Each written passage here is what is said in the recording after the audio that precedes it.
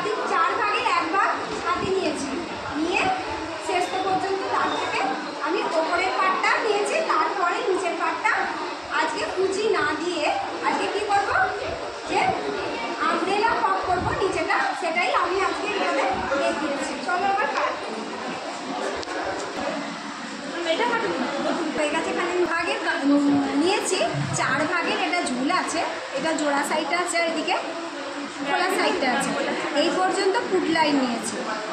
এবার সামনের গলাটা যতটা নেবার, যে যতটা নেবার ততটা নিয়েছি, এদিক থেকে আরমোল নাবিয়েছি, ছাতির এই পয়েন্টটা নাবিয়েছি, ছাতির শেষত পর্যন্ত এই ঝুলের এই পর্যন্ত শেষত পর্যন্ত যতটা মাপ আছে ছাতির 1 ইঞ্চি কাপড় নিয়ে এইটা দাগটা সমানভাবে টেনে নিয়েছি।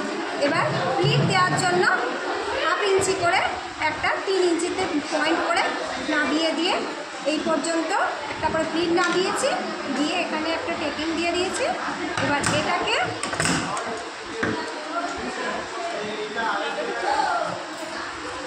আরমোলটা নাবিয়ে দিয়েছি, আর এদিকে গোল গলা করে এদিকে আমি এটা নাবিয়ে নিয়েছি।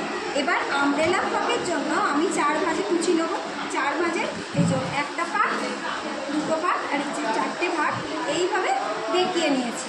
বেঁকিয়ে নিয়ে এর কোমরে যতটা আছে, কোমর হচ্ছে যতটা কোমর আছে ততটা আমি এই পর্যন্ত, এই বিন্দু থেকে পর্যন্ত ততটাই আমি এই পর্যন্ত নিয়েছি। আবার এই বিন্দু থেকে এই বিন্দু পর্যন্ত ততটাই নিয়ে আমি রাউন্ড শেপ দিয়ে দিলাম। কোমর যতটা আছে ততটাই এই কাপড় থেকে আমি রাউন্ড শেপ দিয়ে দিলাম। তাহলে কোমর আমার এই পর্যন্ত, কেটে বাদ দিয়ে দিলাম। এবার আমার কোমরের শেষত হচ্ছে 8 ইঞ্চি, 8 ইঞ্চি পুরো ঝুলটা আছে 24 ইঞ্চি, সরি 34, পুরো 34। তাহলে এখানে আমি 8 ইঞ্চি নিয়েছি, আর এখানে ঝুলটা থেকে এই কোমরের এদিক থেকে